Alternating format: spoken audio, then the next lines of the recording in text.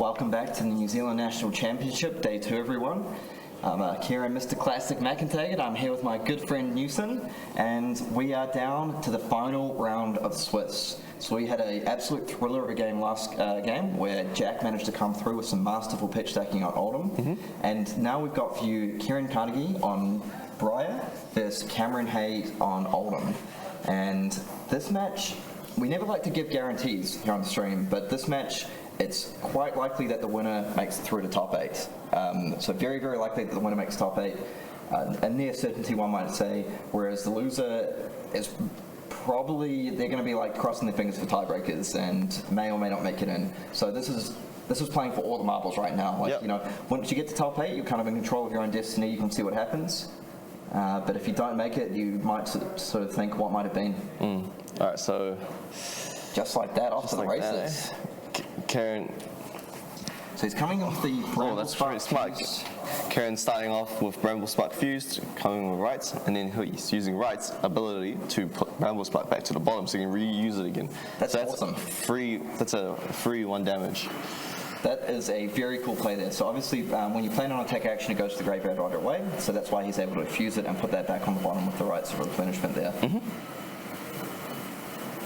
So I feel Kieran's going to be pretty happy with how he just started off that game. Picks up the life lead, gets the Bramble Spark back. Gets that bottom one over as well. Oh, we see this. Cracker Jacks. A thump.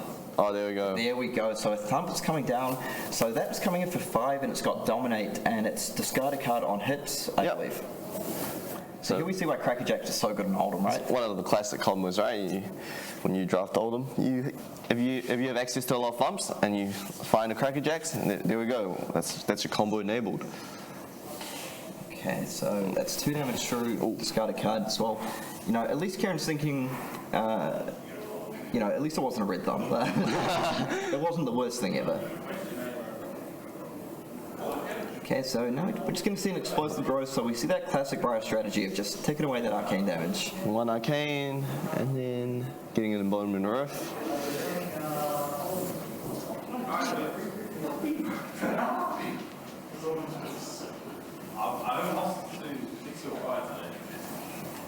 Okay, so now we're seeing a mulch come down fused. So pretty good, you know, threatening that Arsenal card there. Yes. And even the blue one is coming in for 6. And you might be thinking, no, 6, not a classic breakpoint because you just defend with 2 cards, but there are a lot of cards that defend for 2 in this set. A lot of elemental cards, a lot of non-attack action, so... Luckily, Kieran has the embodiment of earth. That's a really good point. So the non-attack actions still probably defend for 3. That's why I got Newson here checking in on me. Okay, so we see... Yeah, so this mulch is quite annoying because Kieran can't leak any damage because mulch is hit trigger. That may be a mulch for 7 actually. I may be mistaken that's yellow, in which case it is, you know, 3 cards, all the triggers coming down. Yeah. So that's a feature of Oldhim. A lot of the cards are just on hit as opposed to Bravo, which is that. Deal 4 damage. Yeah. Okay, so that's come through for 3, and that Arsenal card is going... Yep. Sorry, you forgot the embodiment of earth, it seems. So it takes 1 damage. 1 damage, loses Arsenal. Well, that's not really good for Kieran, to be honest. Losing 3 cards and still taking damage. See if you can put a bit of pressure on, and there we go, Singeing Spellblade Red. This card is just absolutely incredible in format, I feel, because the arcane damage, getting that 1 embodiment to begin with, and then it hits that breakpoint of 4 already. So if you're Cameron, he's thinking, oh, I just stripped 3 cards from your hand, like 2 cards from your hand in Arsenal, and now they're still getting 2 embodiments and 2 damage? Like, this isn't quite fair. It's not bad at all. I do see the Rejuvenate over there in Cameron's hand, which was actually the MVP last round that allowed Jack to survive. He played it, and he would have died to arcane damage next turn. Played it, gained 3 life, and turned the game around.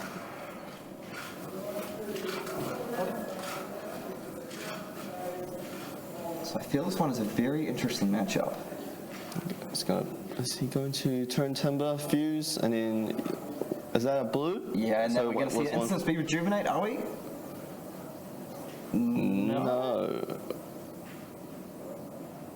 Okay. He may need it for pitch, to be fair. So he may have something else lined up that he wants to play. Like that break round? Okay, like the break round. Yeah, that's fair enough. Oh, but he does have 1 resource left over, so... I actually did... Maybe they're both yellows? That's actually a really good point. That's probably exactly what happened there. Both these players are very highly skilled, so, if I'm saying they should have done this, I've missed something, you could probably trust the players. Yeah. And be pretty confident that... Oh, here we go. Now this is a nasty combo. Bramble Spark with a Ball Lightning. Yeah, so we got Bramble Spark with Ball Lightning coming down. Now we saw Tom Penny do this earlier on stream. So because of the damage replacement effect, that's 2 arcane damage, isn't it? Coming in for the Bramble Spark. Oh, Mark of Lightning. Mark of Lightning, that's another 2 damage. 2 damage. And I think he's trying to use...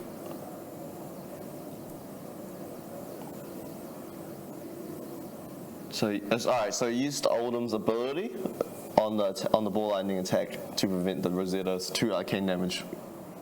Honestly, I'm really glad we got to see it because I've been saying it across all the draft rounds. It's never happened, but yeah, really heads up play there from Cameron. So, like Newson explained, just for those who may have quite missed that, he defended out all the damage from the Ball Lightning, but then that's the Earth React set up a 2 damage shield for that arcane. Yeah, I think Cameron's in a good spot at the moment, just preventing as much damage as he can and just swinging for 4 every turn. Yeah, so just coming back in with the hammer, and like we say, there's only so many of these that you can let through before things start getting a bit scary. And we'll have to see if this follows a similar pattern to last game, where the player got off to a pretty good start, but the Oldhim sort of brought it back and then just pitch stacked, like a masterclass of pitch stacking, and then just ran through a whole bunch of Glacial Footsteps to go up the game. And speak of the devil, is that 2 Glacial Footsteps I see in hand? Oh. So this is a big attack. This is a big boy. Is that a red Weave Earth? It's a red Weave Earth plus a yellow Entwine of just shoes. So I believe that is coming in for 10? 10? If I'm not mistaken.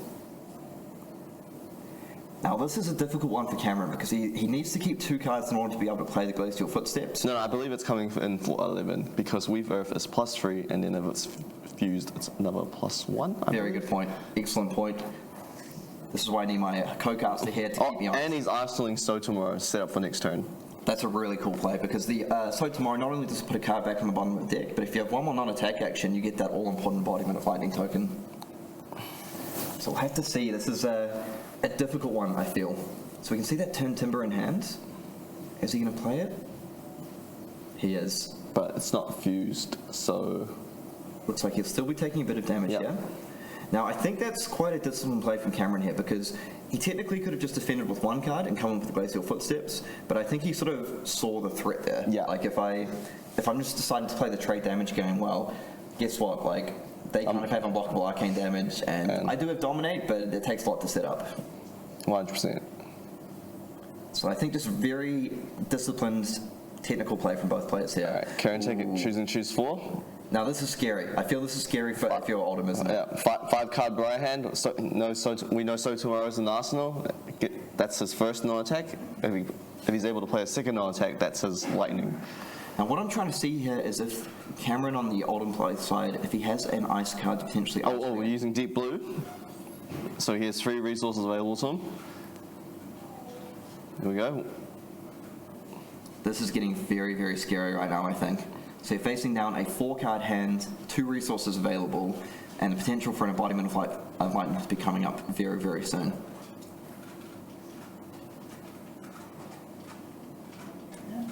Okay, and getting back that Rites for Replenishment. So one thing to note is Kieran has a very strong anti-fatigue strategy here, doesn't he? With these Rites for Replenishment and Sotomorrow. Yep. Just being able to continuously bring back cards. Alright, so... I think that's a Bramble Spark. I think, are we about to see the fireworks? I think we might be. Red Bramble Spark. Are we going to see it fused? Okay, and that's a Valor Flash. So that's coming in for an arcane damage. So he has Go again. Now, one thing here is if he uses that... Oh, that's not fused, actually, so I don't need to go into the speculation. But I feel from Kieran he really needs to make this turn count, doesn't he? I feel this is like a critical tempo turn. He sure does. So Rosetta for 4. 2 arcane and 2 physical. I think Cameron will just defend and then...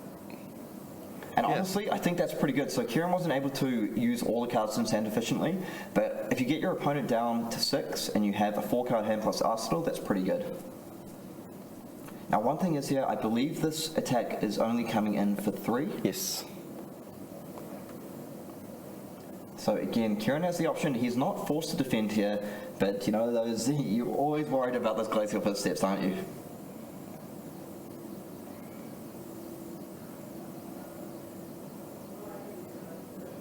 I feel all these draft games have gone right down to the wire. Super, super exciting. These games must be so intense for all players. Oh, I mean, my heart's racing just watching. Yeah.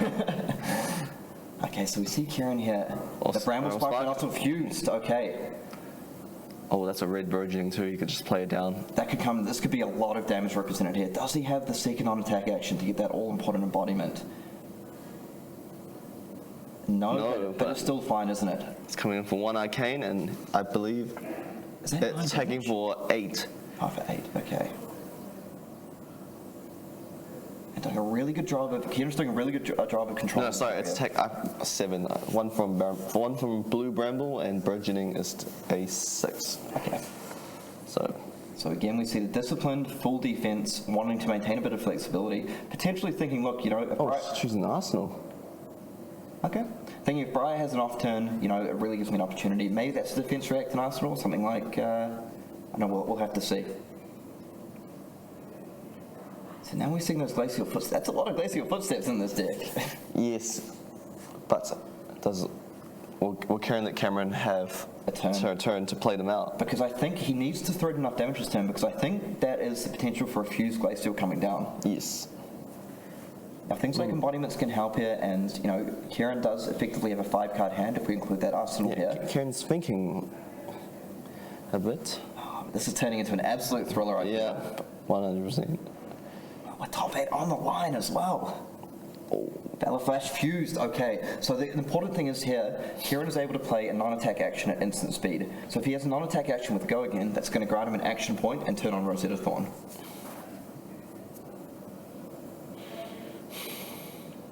Now, one of our viewers is saying it's a Biting Gale in Arsenal. That would be massive if it is. It could really help to kind of shut down this turn.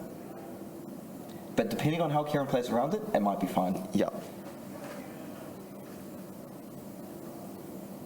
So red Biting Gale fused. So that's defending for 4. Now Kieran has to pay 2 or discard a card, I believe. So he's paying. Okay, so it looks like he's paying the cost. We're just trying to check if he has a resource remaining or not. I think that was he pitched a red Shock Striders to play Valor Flash. Now, interestingly enough, there. Oh, he's passing. Wow, that Biting Gale was massive. Wow. Absolutely massive right there. Now, does he have enough resources? Oh, he does. Oh. He doesn't. No, he cannot. That might be a red Icequake there. Damn. Oh, the Sigil is singeing. Okay, so he's down to 3. Oh, but 3 each? 3 each, okay. Now, I feel, honestly, I'd kind of maybe want to be in Briar's spot a little bit more here because the arcane damage, but here's the Bramble Spark. Does he have enough to get it through? Oh, there's a lightning? I think that's it. Oh, that could be it, but there is a potential for the Earth React here. So if he's able to defend this, go down to 2, and use that Earth React to mitigate the damage. Kieran, I don't think he has an Earth card in his hand. This might be it. It might be over. Oh no, he's seeing the. Oh no. During the slipping away a little bit. So taking 1.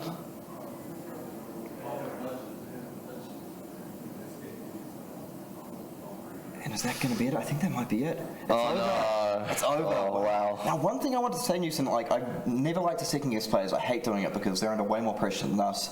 But I wonder, was there a potential that last turn for him to, instead of arsening that card, play the Icequake out and swing him with the Titan's Fist, potentially threatening a Frostbite and forcing a card out from his hand?